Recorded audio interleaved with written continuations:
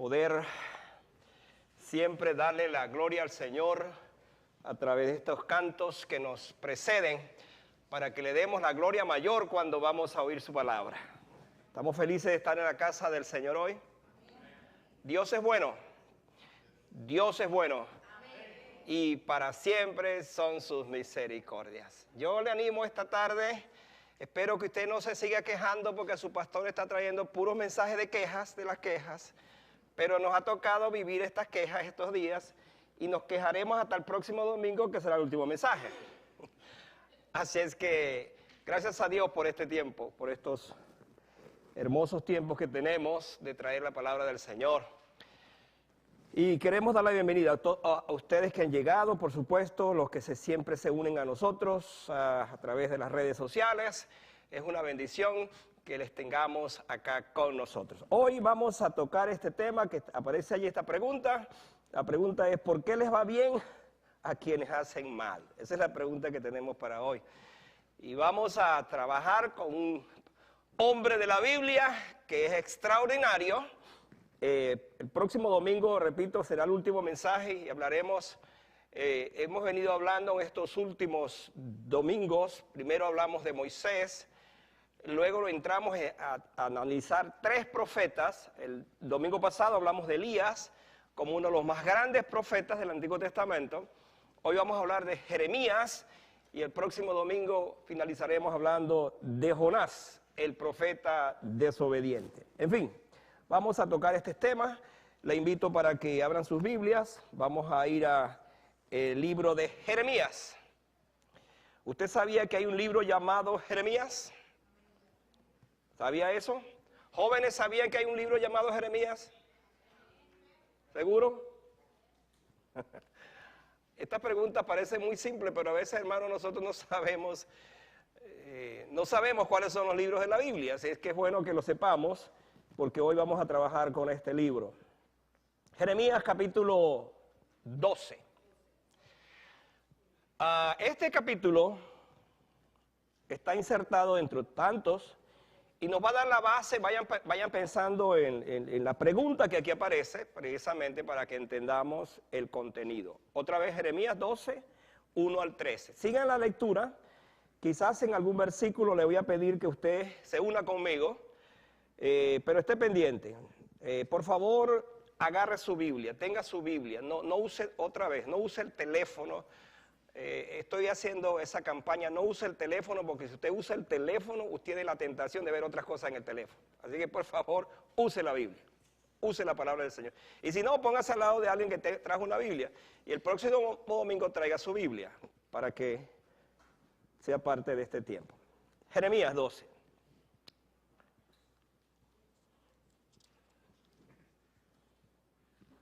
Justo eres tú, oh Jehová, para que yo dispute contigo. Sin embargo, alegaré mi causa ante ti. Repitan conmigo esa pregunta. ¿Por qué es prosperado el camino de los impíos y tienen bien todos los que se portan deslealmente? Otra traducción dice: ¿por qué les va bien a quienes hacen mal? Sigamos leyendo, sigan la lectura, yo sigo leyendo. Los plantaste y echaron raíces, crecieron y dieron fruto. Cercano estás tú en sus bocas, pero lejos de sus corazones. Pero tú, oh Jehová, me conoces, me vistes y me probaste mi corazón para contigo. Arrebátalos como a ovejas para el degolladero y señálalos para el día de la matanza. Repitan conmigo. ¿Hasta cuándo estará desierta la tierra y se marchitará la hierba de todo el campo? Por la maldad de los que en ella moran, faltaron los ganados y las aves, porque dijeron: no verá Dios nuestro fin.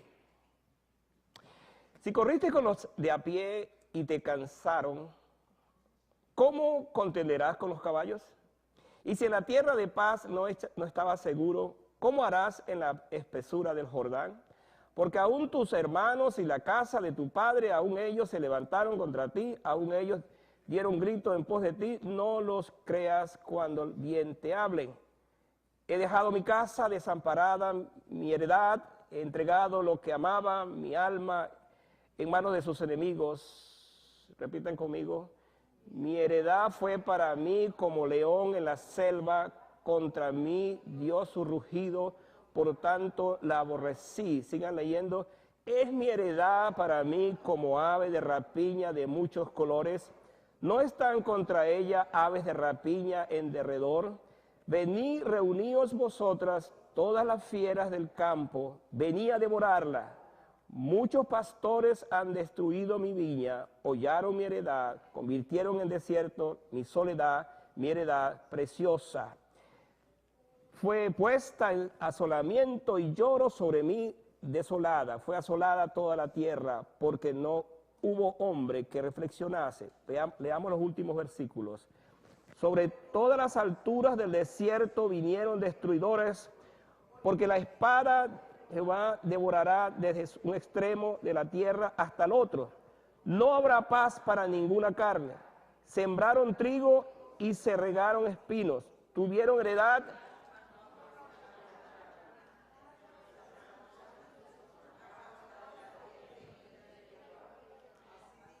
El 14, todos juntos. Así dijo Jehová contra todos mis malos vecinos que tocan heredad, que hice poseer a mi pueblo Israel. He aquí yo los arrancaré de su tierra y arrancaré de en medio de ellos a la casa de Judá. Ahora yo quiero leer, léalo allí en silencio, el versículo 15, porque a partir de allí comienza otra historia dentro de este contexto. Y después que los haya arrancado, volveré y tendré misericordia de ellos, y los haré volver cada uno a su heredad y cada cual a su tierra. Vamos a orar.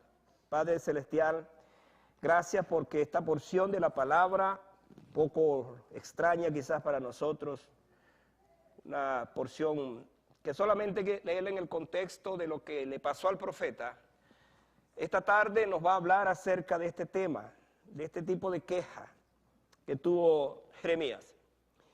Mi Dios, oramos para que, como siempre, tu palabra encuentre corazones receptivos esta tarde. Señor, que si en esta hora hay hermanos aquí, amigos que han llegado con una carga en sus corazones, quizás con muchas quejas, pues tú les hables. Y en sus corazones pueda hoy amanecer una vida nueva, una vida transformada, puedan ellos conocer a Jesucristo, al Cristo maravilloso, al Cristo que nos cambia, que nos salva. Gracias por esta tarde, gracias por este tiempo, gracias por que nos permites libremente en esta hora estar aquí, Señor, celebrando a Jesucristo, nuestro único, suficiente y poderoso Salvador. A Él le traemos toda nuestra alabanza, gloria y honra porque Él se la merece. En el nombre de Jesús oramos. Amén. Usted se ha hecho seguramente esta pregunta muchas veces. ¿Por qué les va bien a quienes hacen mal? Quizás en la intimidad de su corazón dice, pero ¿por qué no me va a mí bien si yo hago bien? Al contrario, me va mal. Y es interesante que Jeremías presenta entonces esta otra queja. Y es una queja que va a mostrarnos, a enseñarnos muchas cosas por la manera como Dios va a responder a esa queja. Hay muchas quejas, hermanos, en nosotros. Les decía el domingo pasado que hay un promedio de quejas diarias. Dicen los expertos que hasta 25 quejas, quizás hay más todavía. Porque depende de la situación, siempre nos estamos quejando. Yo creo que usted no se quejó del domingo para acá de todas las cosas que le han pasado, ciertamente, ¿verdad? Usted no se quejó, no hubo ninguna queja. Bueno, la verdad es otra. Siempre hay una queja. Jeremías, ¿quién fue Jeremías? Para que entendamos esto. Jeremías fue un sacerdote israelita que vivió durante el tiempo de la década del reino de Judá, especialmente cuando Israel se dividió en el llamado reino del norte y el reino del sur, y él por supuesto vivió los últimos días del reino de Judá. El mensaje de Jeremías anunciaba que Dios juzgaría los pecados de Israel, o de Judá en este caso, con un exilio que vendría por parte de Babilonia, que en efecto sucedió. Judá fue llevado, especialmente Jerusalén, fue llevado en cautividad. Y Jeremías le tocó vivir eso. A él se le conoce como el profeta llorón. ¿Por qué se le conoce así? Porque sus lágrimas de tristeza, lágrimas que tenían que ver con la condición del pueblo, de la ciudad, de su gente. Dice que él se esforzó hasta lo último para ayudar a su gente, sin embargo no le escucharon. Y esa es parte de su lloro. El profeta no encontró consuelo de parte de Dios. Al contrario, hasta se le prohibió casarse. Imagínense eso, aparece en Génesis 16:2. Él recibe una orden directa: no te cases, porque todo lo que vas a ver, todo lo que vas a sufrir, pues ni tu esposa ni tus hijos la van a aguantar. Así que se le prohibió que se casara. También le tocó a él vivir una época dolorosa por el juicio, por supuesto, que vendría.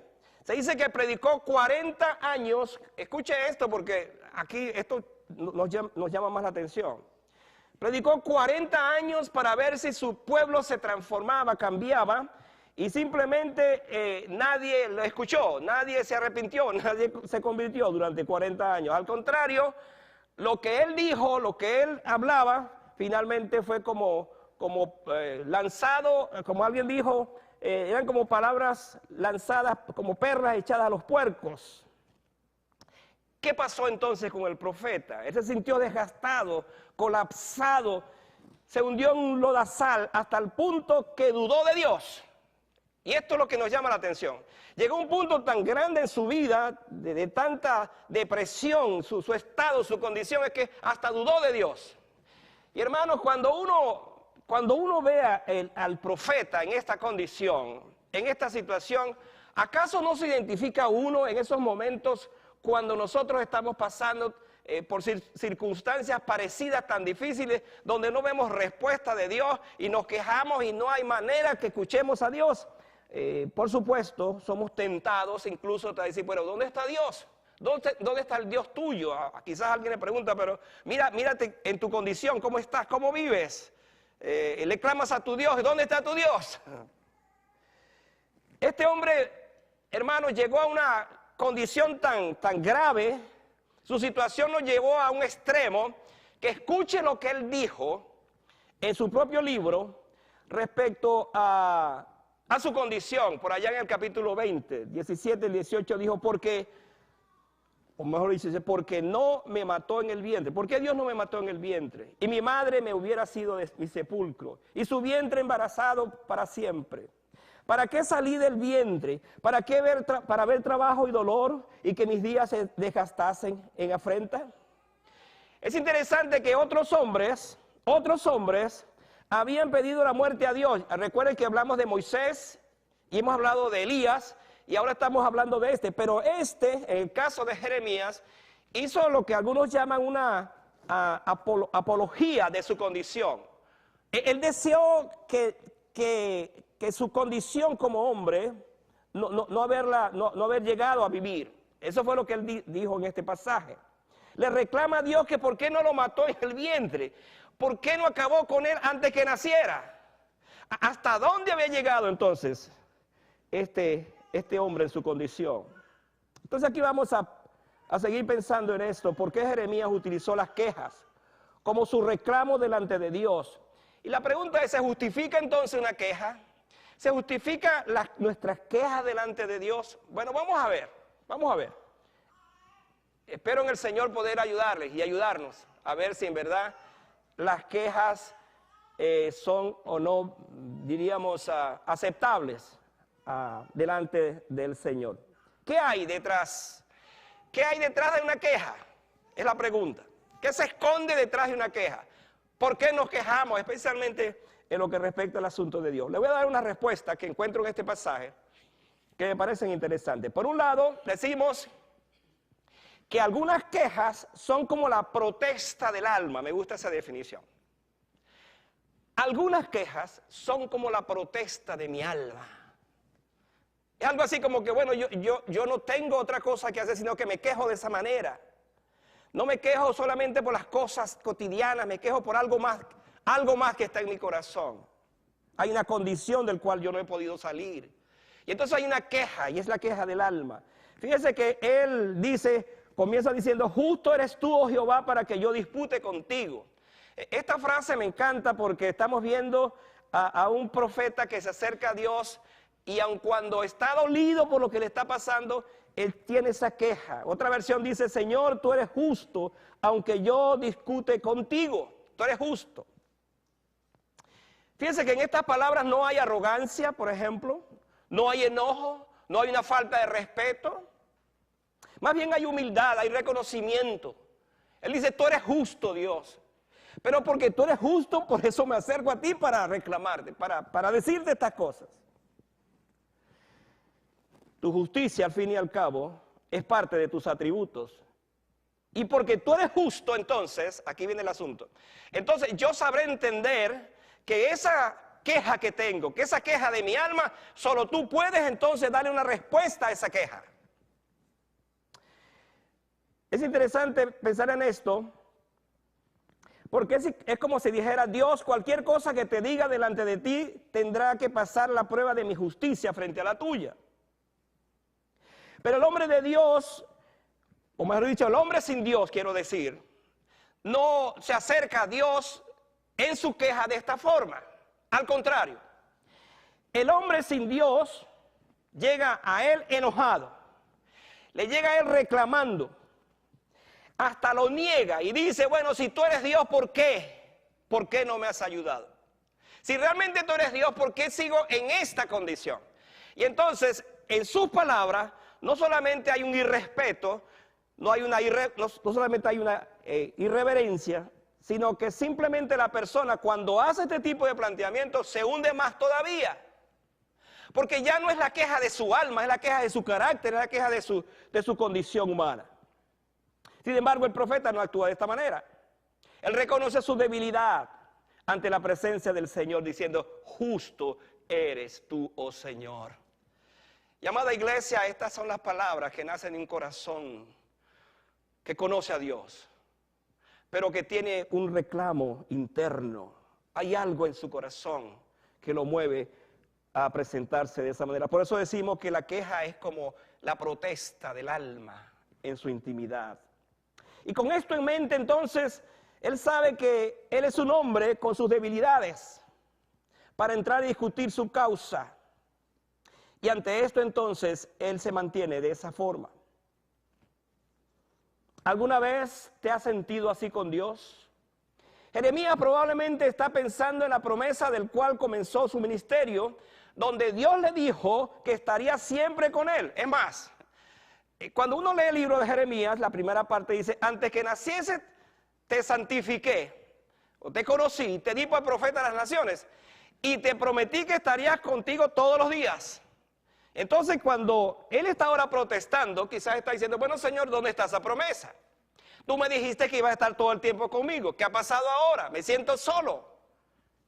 Y ahí entonces él está en esa condición. Y entonces lanza la pregunta. ¿Cuál es la pregunta? ¿Por qué a los malos le va tan bien? Esa es la pregunta de él. Es la pregunta suya en esta hora. Es la pregunta quizás mía en esta hora. ¿Por qué a la gente que hace mal les va bien? Y a los que hacemos bien nos va mal. Eso como que es una contradicción. Es el cuestionamiento de Jeremías. Ha visto tanta injusticia. Y aunque sabía que al final Dios obraría su justicia, él se impacienta porque deseaba que esto sucediera, pero que sucediera pronto. En alguna oportunidad en el libro dice, Señor, yo no quiero seguir viendo tanta maldad, yo no quiero seguir viendo tanto pecado, yo no quiero seguir viendo tanta desobediencia en tu pueblo. Y de esa manera él actúa.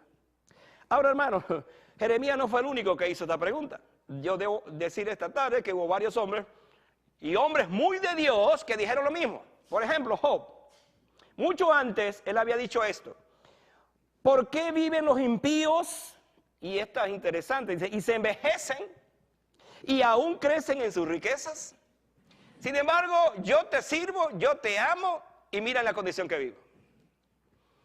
Eso tiene que ver con esa protesta del alma. Job 21:7. Otro profeta llamado Habacuc dijo esto.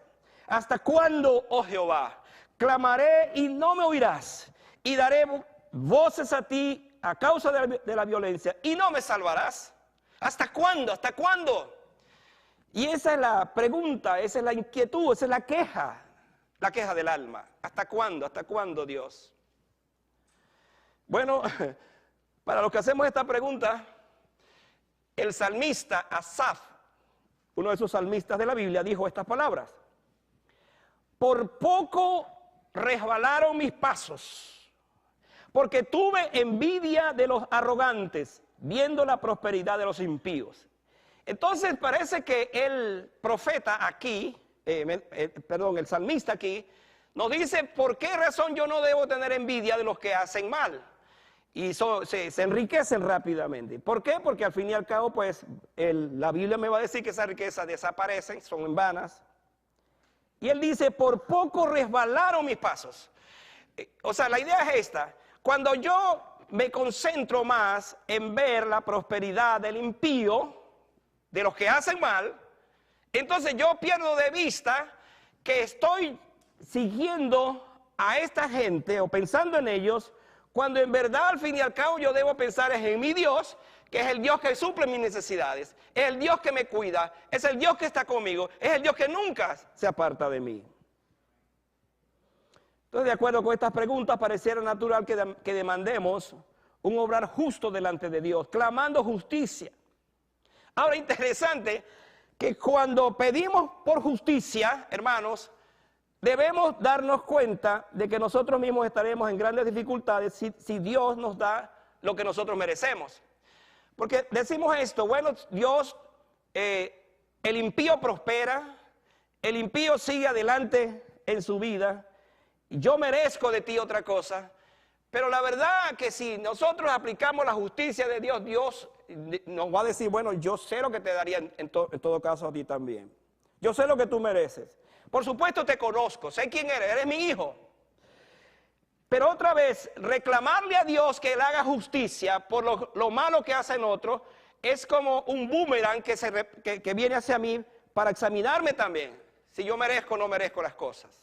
Y ahí es donde trabaja entonces mi experiencia, mi relación con Dios. Es allí entonces donde esa protesta silenciosa del alma, yo tengo que examinarme primero si frente a esa pregunta, entonces yo estoy en condiciones también de decir, Señor, gracias por lo que estoy recibiendo, porque al fin y al cabo tú tienes control de todas las cosas en mi vida. Eso sería la parte final. Así que Dios oyó la pregunta quejumbrosa del profeta, pero la manera como le va a responder, entonces él se va a preguntar otras cosas. La pregunta no es por qué a los malos le va bien, sino por qué a nosotros nos va mal. Sería entonces el planteamiento de la pregunta. Y es aquí entonces donde esto nos lleva al segundo planteamiento, que las quejas confrontan confrontan, quiero decir, respuestas que son inesperadas. Vamos a verlo de esta manera. Jeremías estaba esperando que su Dios le diera una respuesta. ¿A cuál pregunta? ¿Por qué a la gente mala les va bien y a nosotros no? Esa era la respuesta que estaba esperando el profeta en ese momento. Ahora, vayan conmigo por favor al versículo 5. Vamos a explorar esta parte. Porque ahora nos vamos a encontrar que las quejas confrontan respuestas inesperadas. Lo último que estamos esperando es que Dios nos obre de esa manera. Y déjeme decirle esto. Por nuestra condición, por nuestra naturaleza, nosotros esperamos que Dios siempre nos responda como nosotros le pedimos. Y nos afanamos en esperar que Dios nos responda como le estamos pidiendo. Les tengo una mala noticia. No siempre Dios va a responder como yo le estoy pidiendo. Dios me va a responder como Él cree que debe responder, porque Él es justo. Y es allí donde nosotros tenemos que entender las cosas, porque a veces, ante las debilidades humanas, ante las debilidades del creyente, entonces allí viene un enfriamiento espiritual, una decadencia espiritual. ¿Por qué? Porque Dios no me está respondiendo como yo quiero que me responda. Pero es que Dios no está obligado a responderte a ti ni a mí como yo le pido. Así de simple. Él es Dios, es soberano y Él sabe cómo nos va a responder. Ahora vean esto, versículo 5. Si corriste, es la manera como le responde a Jeremías. Si corriste con los de a pie y te cansaron, ¿cómo contenderás con los caballos? O sea, ¿cuál es la figura de esto? Dios sabía que Jerusalén iba a ser invadida por los babilonios. Y le está diciendo, mira, tú me estás pidiendo esto. ¿Qué tal si cuando tú veas que vienen los caballos, que viene la guerra, los ejércitos, y si tú ahora te quejas porque corres a pie, imagínate y te cansa, imagínate si lo hicieras de otra forma? Otra traducción sería como esta: ¿qué es lo que vas a hacer cuando venga el tiempo, cuando sea un tiempo peor? ¿Cómo competirás con caballos cuando te rindas frente a los hombres de a pie? Entonces, en los primeros versículos, Jeremías le presentó más argumentos a Dios como para tener una buena respuesta ante su queja. Interesante que dice en el versículo 2 que le recordó a Dios lo que él era. Le recordó también su condición. Pero mira lo que dice el versículo 2 para que entendamos también la respuesta que Dios le comienza a dar allí. Vean el versículo 2 que dice: los plantaste y echaron raíces, crecieron y dieron fruto, cercano estás tú en sus bocas, pero lejos de sus corazones. ¿Qué es lo que está diciéndole aquí el profeta, Dios? Mira, tú eres el culpable de su riqueza. Tú eres el culpable de su progreso. Tú eres el culpable para que los malos sigan siendo malos. Así le está diciendo él. Interesante todo esto porque como Jeremías no ve una respuesta pronta de su Dios, entonces dice, pero tú eres el responsable entonces de que ellos actúen de esa manera. Y en medio de su queja, entonces Jeremías le recordó a Dios cómo él mismo vivía. Es como decir, bueno, Dios, así actúan los impíos, pero mira cómo actúo yo. Mira lo que dice el versículo 3. Pero tú, oh Jehová, me conoces, me viste y probaste mi corazón para contigo. Es como si le dijera, bueno, Dios, yo no soy tan malo como ellos. Yo sí merezco de ti entonces la respuesta a mi queja. Yo sí merezco que tú obres. Pero hermano, otra vez, no vamos a torcerle el brazo a Dios por lo que yo quiero, lo que pienso. Al final de este pasaje, al final de esta historia, nos vamos a dar cuenta que la respuesta de Dios siempre será mejor que la nuestra. Y hermanos, esa es la bendición de la palabra de Dios. Porque como Dios está en control de todas las cosas, y eso siempre decimos, Dios está en control, Dios está en control. Pero a veces cuando no vemos la cosa es como que Dios se salió del control. Porque no está respondiendo como yo quiero. Nunca Dios va a responder así, repito esto. Fue algo así como Jeremías le dice a Dios, si ahora te estás quejando, ¿qué vas a hacer cuando vengan los tiempos peores? Si ahora estás molesto, si tu fe está siendo puesta a prueba, ¿qué harás cuando se arrecie la prueba, cuando se arrecie la batalla? Si has estado corriendo con los hombres de a pie y te cansaste, ¿qué vas a hacer cuando venga entonces los tiempos más difíciles? Amada iglesia, escuche este principio. Una vida consagrada a Dios no siempre es sinónimo de prosperidad, más bien es sinónimo de sufrimiento. Yo no sé si me está escuchando lo que le estoy diciendo.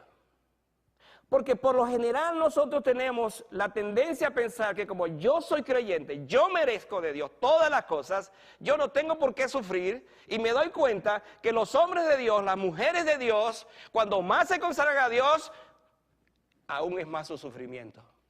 Pero ¿sabe qué? Es en ese sufrimiento, es en ese dolor, es en esa experiencia donde ellos también experimentan la gracia y la bendición de Dios. Los auténticos hombres de Dios y mujeres de Dios reconocen que en su dolor, en su condición, es cuando más ellos viven en esa intimidad con su Señor, aún y a pesar del sufrimiento. Dios le dijo a Jeremías, versículo 9, aún tus hermanos, miembros de tu propia familia, van a conspirar contra ti. Imagínense cómo Dios le está respondiendo. Él le dice, Dios, ¿por qué sufren? ¿Por qué prosperan los impíos y nosotros no? Y Dios le está respondiendo de esta manera. Dice, aún tu familia te ha dado la espalda. Otra vez Jeremías esperaba que Dios lo alentara. Creo que la mayoría de nosotros nos vamos a sorprender en nuestras vidas cristianas cuando lleguemos a la etapa en el desarrollo cristiano en el cual esperamos que Dios constantemente solucione, escuche, nuestros problemas de forma fácil y un día Dios no lo haga. Y el día que Dios no lo haga, entonces yo no sigo adelante. Eso es lo que pasa con muchos cristianos. Vienen a las iglesias con una falsa expectativa. Vienen a la iglesia y dicen, bueno, yo creo en el Señor y de aquí en adelante todas las cosas me van a ir bien. Como dijo por ahí, esa es una mentira de Satanás. Porque sucede por lo general lo contrario. Cuando usted conoce a Jesucristo como su Salvador es cuando comienzan las pruebas. Cuando comienza el sufrimiento, cuando comienza el dolor, y usted se pregunta, entonces, pastor, ¿vale la pena o no vale la pena seguir a Cristo? Por supuesto que vale la pena.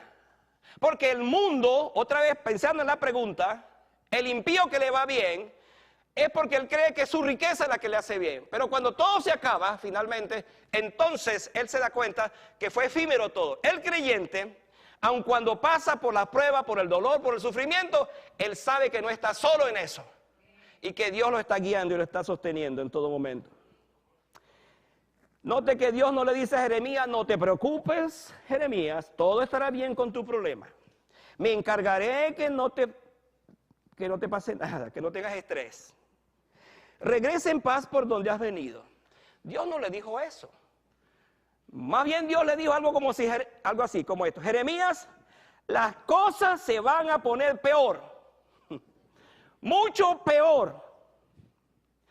¿Qué vas a hacer entonces? Y hermano, esta semana estudiando este tema, que es un poco complicado para explicarlo, pero muy interesante, me encontré con este pensamiento que se lo quiero dejar a ustedes. Dios no nos anima en nuestros temores con falsas promesas. Voy a repetir ese concepto. Dios no nos mima, quise decir. Dios no nos mima en nuestros temores con falsas promesas. Estamos asistiendo a un evangelio tan barato, pero tan barato, que muchos creyentes en la iglesia están mimados por una cantidad de cosas que se le están diciendo, están oyendo, pero que son falsas. Porque estamos entonces hablando, en este caso, de que Dios ciertamente conoce las cosas, conoce lo que está pasando en nuestras vidas, pero Él, como tiene el futuro en sus manos y sabe hacia dónde vamos, entonces su respuesta no va a ser exactamente como la estoy pensando. Ese evangelio barato que dice, decláralo y recíbelo, obténlo, confiésalo, ese no es evangelio. No es evangelio, ¿sabe por qué? Porque yo no puedo, como dije antes, torcerle el brazo a Dios para que Él haga lo que yo quiera. Yo no le doy órdenes a Dios para que Él actúe. Lo que sí yo creo es que sus promesas, lo que está en su palabra, lo que Él ha dicho, que va a ser bendición para la vida, yo lo tomo, yo lo agarro. ¿Por qué razón? Porque al final entonces yo sé que sus promesas son fieles y verdaderas. Y aun cuando ande en valle de sombra y de muerte, no temeré mal alguno porque tú estarás conmigo, tu vara y tu callada. Eso, exactamente. Usted recibirá el aliento. Y es interesante esto porque a veces Dios tiene la intención de desanimarnos más bien. Cuando nos acercamos a Él, y como la viuda, aquella viuda que dijo Jesús con el juez injusto, que iba constantemente para que le hiciera justicia, no fue sino hasta mucho tiempo después que el juez dijo, bueno, yo voy a hacerle justicia a esta mujer, no vaya a ser que después me ponga bravo con ella y haga otra cosa, y le dio la respuesta. Y así es muchas veces Dios con nosotros en cuanto a esto, que estamos esperando una intervención de Dios en un momento determinado y Dios nos dice simplemente que no, o espera. Y por eso las oraciones no siempre son respondidas de esa manera. Otro pensamiento es este. Algunas quejas revelan la frustración del mismo Dios. Ahora vamos a ver esto porque se pone interesante. Vayan al versículo 7.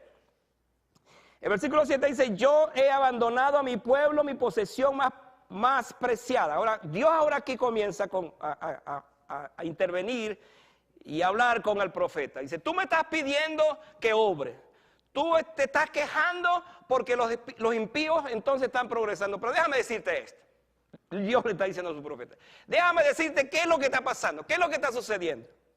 Mi pueblo me ha abandonado. Mi pueblo está descarriado. Dice, y yo lo he abandonado. La posesión, hablando en estos términos de Dios, que es su pueblo, simplemente yo le he abandonado. Jeremías siguió reclamándole a Dios porque sentía que no actuaba. Y esta fue la respuesta. Dios le dijo, Jeremías, no me pidas que cambie. Ya yo he entregado mi posición, que es mi pueblo, al enemigo. Ahora, aquí vienen varias cosas, porque si alguien estaba pidiendo a Dios que detuviera su juicio, que detuviera su castigo, es precisamente Jeremías. Pero hermano, ahora Dios le responde de esta manera. ¿Cuál pudo ser la reacción de Jeremías? Cuando él sabía lo que estaba sucediendo, el sufrimiento de su pueblo, Dios le dice, Jeremías, te tengo una mala noticia. Ya yo le entregué este pueblo, que es mi pueblo, al enemigo. Y uno dice, wow, ¿qué está diciendo Dios? ¿Qué le está diciendo al profeta? Pues exactamente eso. Y aún le añade estas palabras.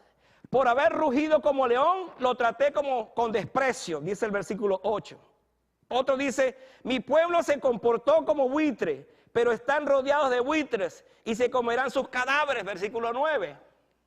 Luego dice, los gobernantes han transformado su belleza en lugar de desolado. Versículo 12, ahora veo los ejércitos en la cumbre para atacar a mi pueblo. Esa es la respuesta que le da el profeta.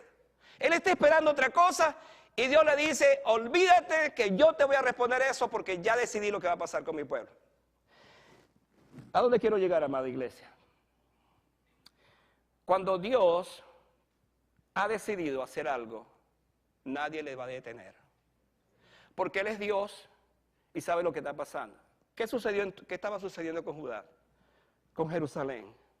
Estaba sucediendo que ellos habían provocado la ira de Dios a través de los ídolos, de la adoración a los ídolos, de la idolatría. Baal era uno de los dioses que ellos adoraban. Entonces Dios responde de esta manera a la queja de Jeremías. Por lo tanto, no todas las respuestas de Dios a la oración son agradables, ni fáciles de aceptar, ni de digerir. Y es allí donde muchas veces yo peleo con Dios, o usted pelea con Dios. Pero Dios, yo te estoy pidiendo esto y no me da respuesta. Otra vez, Dios y solamente Dios sabe qué es lo que usted necesita, merece y finalmente así va a ser. ¿Y sabe qué, hermanos? La bendición de esto, que la respuesta de Dios, aun si es negativa, será de bendición para nuestras vidas. Yo conozco creyentes que le arman un programa a Dios y le dicen, Dios, mira, yo quiero esto, yo quiero esto, yo quiero esto. Están buscando una novia, un novio, yo la quiero así, yo lo quiero así, yo lo quiero así. ¿Y dónde está Dios? O sea, ¿está Dios en el programa? ¿Está Dios en la ecuación? ¿Metiste a Dios en eso? Entonces viene la respuesta porque fue el producto de mi petición y de mi búsqueda. Y yo digo, pero esto no era lo que yo quería. Por ejemplo, un joven, vamos a verlo de esta manera, que se case con una persona que es inconversa o viceversa, creyendo que de alguna otra manera ahí Dios estaba actuando, pero de plano la Biblia le dice que no se una en yugo desigual con el incrédulo. Entonces está esperando que Dios bendiga eso. Dios no puede bendecir eso. Simplemente porque está en desobediencia. Entonces, por eso le dice, cosechará vergüenza debido a la ira feroz del Señor, dice el versículo 13. Lo que Dios le está diciendo a Jeremías fue algo así como, prepárate porque todavía no has visto nada. Así le dice. Yo me imagino al pobre profeta y bueno, Dios, yo vine a ti con esta pregunta, con esta queja y lo que estoy recibiendo es todo lo contrario. Pues así es Dios. A veces pensamos, no, Dios es un abuelito, es un papaíto que está allí todo el tiempo, tiene que escucharme, tiene que aceptar lo que yo digo. No, Dios no es así. El pecado de la idolatría fue tan grande que enfureció a Dios y ya era tiempo. Él esperaba que se arrepintiera su pueblo. Pero el juicio venía. Y le digo esto, para ir ya pensando en mi último pensamiento. En el año 587, esa fecha es importante que la anote, que la sepa. En el año 587, Jerusalén fue invadida por el rey Nabucodonosor. La destrucción fue tan grande que duró varios años el acoso. Y literalmente, dentro de Jerusalén, murió tanta gente que hasta se comieron unos con otros. El caso fue tan horrible, tan terrible, el castigo fue tan grande, que sucedió esto y entonces el rey, además de lo que pasó allí, las muertes que sucedieron, entonces se llevó un remanente, sacó a los príncipes, a lo mejor de su pueblo lo sacó y se lo llevaron a Babilonia. Usted por eso va a conocer después a Daniel, a sus amigos en las cortes, o un Nehemías y otros cuantos que fueron de la diáspora y que vivieron en esos lugares. ¿Por qué? Porque en el año 587 entonces Dios cumplió su palabra, castigó a su pueblo. Y Nehemías tuvo que entender finalmente eso. Entonces, cuando él pregunta acerca de por qué los impíos les va bien y a los santos, a los creyentes no le va mal, la respuesta es esta. Simplemente Dios sabe qué es lo que va a pasar al final y Él tiene la palabra para cada uno de ellos. Todas sus riquezas acumuladas se perderán, hablando de ellos. El juicio de Dios es un hecho. Dios es mucho amor, pero también es fuego consumidor, dice la palabra en Hebreos 12, 28. Mi último pensamiento, hablando de esas quejas, es que Dios responde a las quejas, pero en su tiempo. Ahora esto me ayuda y le ayuda a usted. Porque usted está pensando, bueno, pastor, pero ¿cómo vamos a quedar con eso? ¿Responde o no responde Dios a mi queja? Sí responde, pero en su tiempo. Entonces vamos a verlo de esta forma. Vayan al versículo entonces 15. En el versículo 15 hay una frase que capturó mi pensamiento esta semana.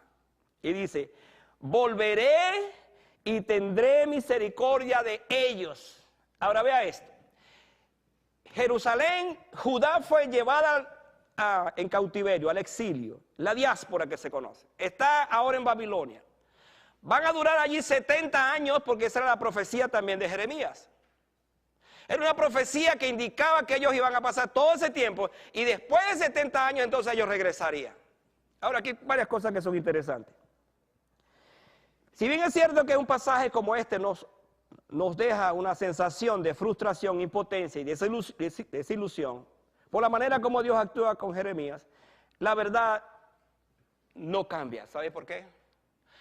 Porque Dios es un Dios justo, es un Dios que se llena de ira, pero es un Dios grande, grande, grande misericordia. Y en medio de esa condición que está viviendo en este caso su pueblo, entonces Él dice que volveré a tener misericordia. Y ahora el profeta respira profundo y dice, gracias Señor, porque a lo mejor no veré el regreso de tu pueblo 70 años después, pero ¿sabe qué? Dios, me has dado la respuesta. ¿Cuál es la respuesta? Que el impío no vivirá para siempre, que las riquezas del impío no serán para siempre, que al fin y al cabo tú eres el que tienes la dirección total en todas las cosas y es a ti a quien debemos seguir. La historia es la misma. Dios vuelve a tener misericordia de sus hijos. Dios es soberano. Él ve el panorama general. Dios sigue un plan con la humanidad. A Él no le toma por sorpresa las cosas que están pasando en el mundo. Ayer, en este país, iba a pasar una de las desgracias más grandes que nosotros podamos pensar. Si el presidente Trump estuviera muerto hoy, la historia sería otra de este país.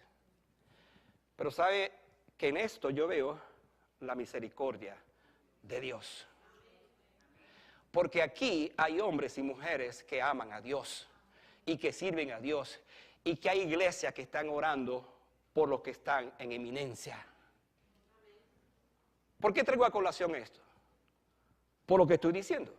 Dios sigue siendo el Dios de la historia. Y nada se escapa finalmente a su plan y a su proyecto.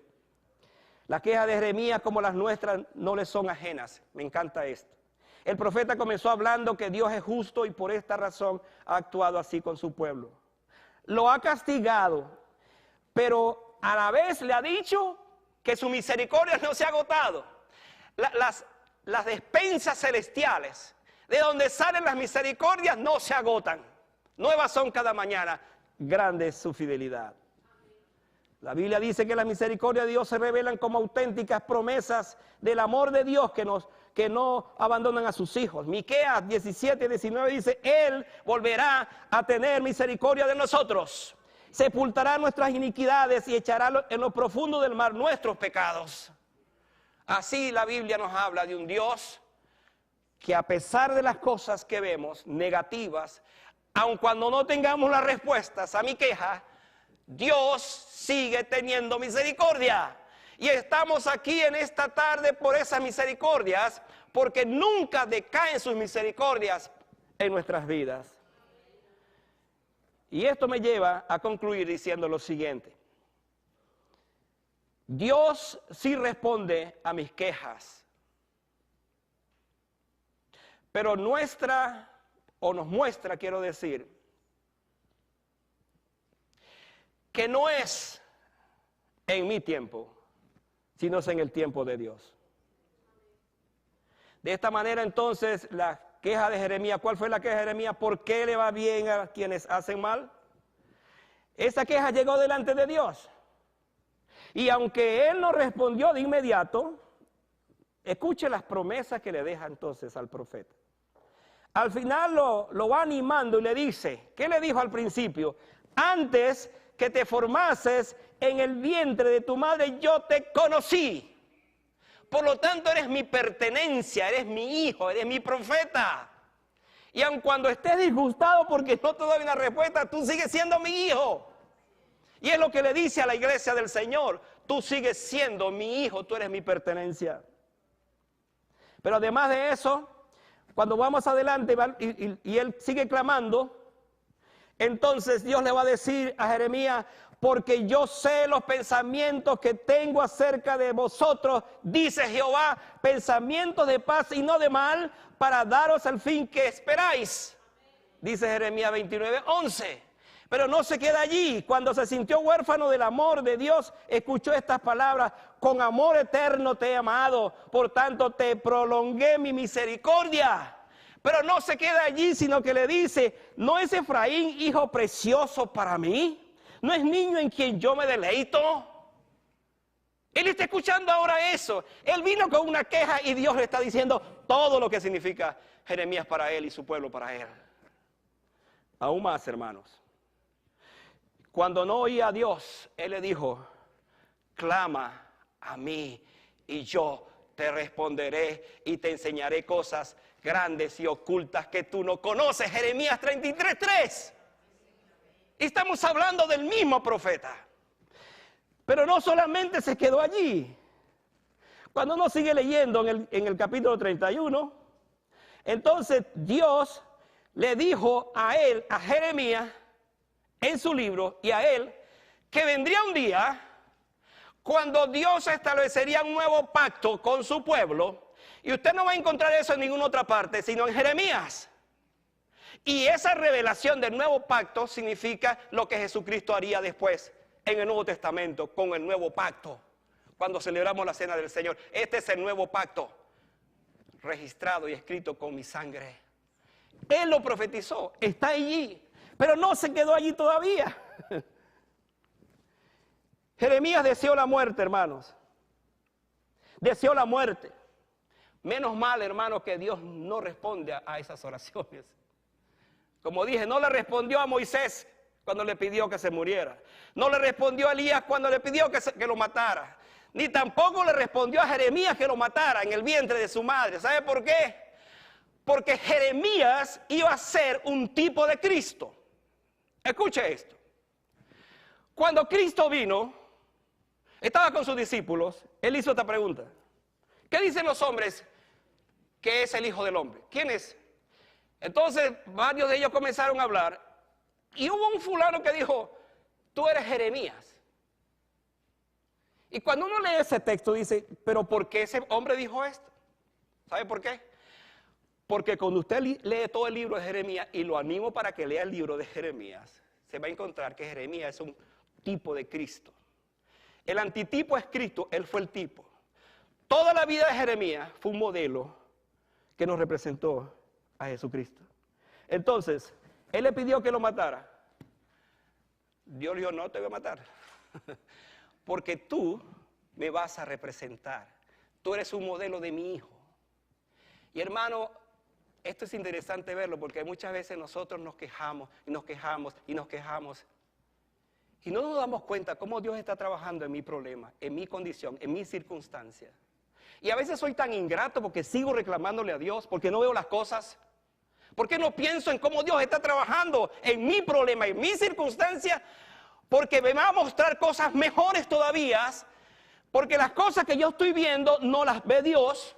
Él tiene algo mejor que las cosas que ahora estoy pidiéndole o que anhelo en mi corazón.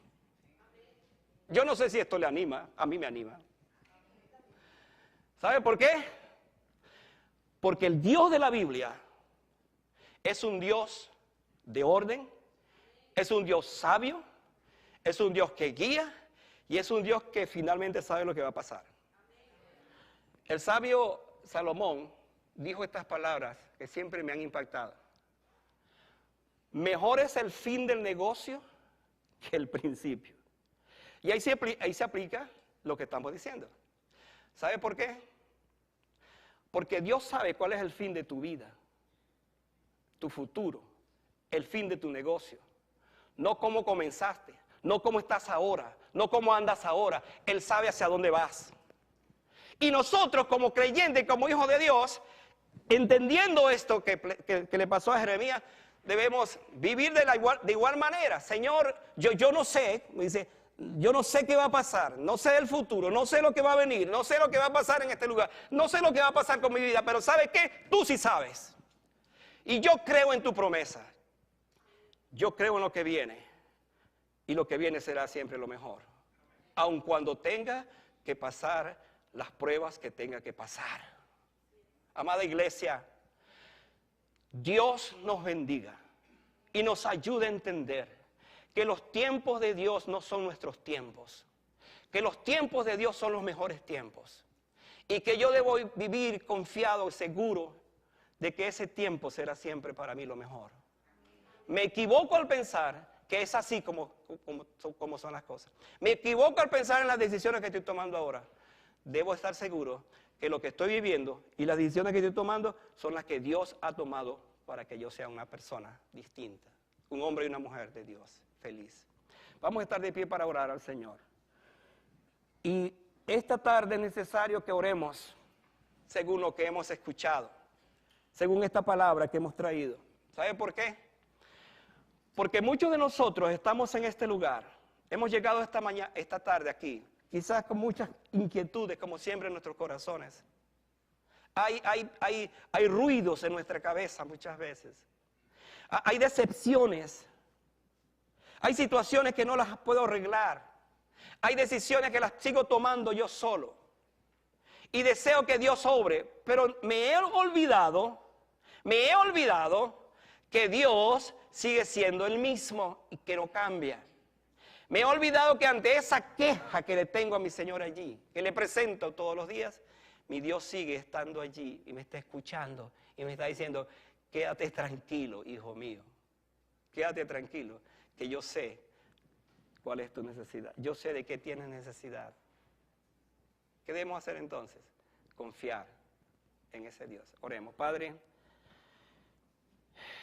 Señor, gracias por esta palabra que siempre nos edifica, nos levanta, nos ayuda, nos enseña, nos motiva. Padre, perdóname cuantas veces yo ando haciendo las cosas según mi parecer y no te meto a ti en la ecuación de mi vida, sino cuando siento que ya las cosas no me funcionan bien. Perdóname, Señor. Perdóname por esas quejas que son un reclamo no del alma silenciosa, sino de mi carácter.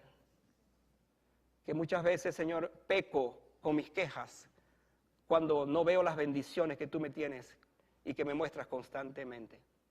Ayúdame a ser un hombre y una mujer tuya, sencilla, confiado, creyendo que tú tienes para mí siempre lo mejor. Pero ayúdame a creerlo, aun cuando no lo vea. Pero ayúdame a pensar lo que vendrá y que así es como tu obra. Gracias, Señor, por Jeremías, profeta de Dios, modelo de vida, comparado con Jesucristo. Ayúdame a tener, Señor, en medio de todo, un corazón como este hombre. Pero más que otra cosa, ayúdame a tener el corazón de mi Señor Jesucristo, que al fin y al cabo Él es lo que es para mi vida. Gracias por esta tarde, gracias por este tiempo, en el nombre de Jesús. Amén. Amén. Quédense de pie, hermanos. Volveremos otra vez.